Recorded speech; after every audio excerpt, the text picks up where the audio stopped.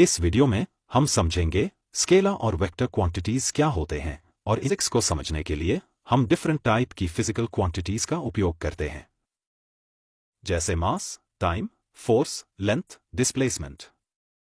इनमें से कुछ फिजिकल क्वांटिटी में सिर्फ मैग्नीट्यूड होता है और कुछ में मैग्नीट्यूड के साथ डायरेक्शन भी। यहां मैग्नीट्यूड से मतलब यह है कि उस फिजिकल क्वांटिटी की मात्रा या वैल्यू कितनी है। एग्जाम्पल के लिए, मास एक फिजिकल क्वांटिटी है जिसमें सिर्फ भार है, जैसे 50 किलोग्राम, 100 किलोग्राम। वहीं दूसरी ओर फोर्स एक ऐसी फिजिकल क्वांटिटी है जिसमें वैल्यू यानी मैग्नीट्यूड के साथ डायरेक्शन भी है। एग्जाम्पल के लिए, अगर हम किसी ऑब्जेक्ट पे फोर्स अप्लाई करेंगे तो वो ऑब्जेक्ट एक पर्टिकुलर डायरेक्शन में ही मूव करेगा। इससे हमें यह पता चलता है कि फोर्स में मैग्नीट्यूड के साथ डायरेक्शन भी है। अब इन्हीं फिजिकल क्वांटिटीज को उनके नेचर के अकॉर्डिंग कैटेगराइज किया गया है, जिन्हें हम स्केलर और वेक्टर क्वांटिटीज कहते हैं। आइए इन्हें हम कुछ सिंपल एग्जाम्पल के साथ समझते हैं। Scalar quantity.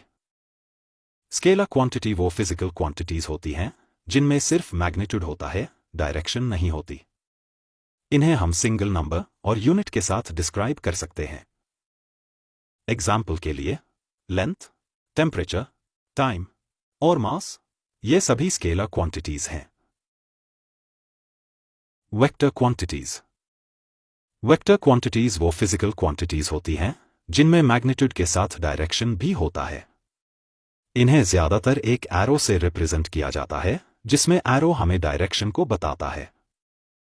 एग्जाम्पल के लिए, डिस्प्लेसमेंट, वेलोसिटी या फोर्स।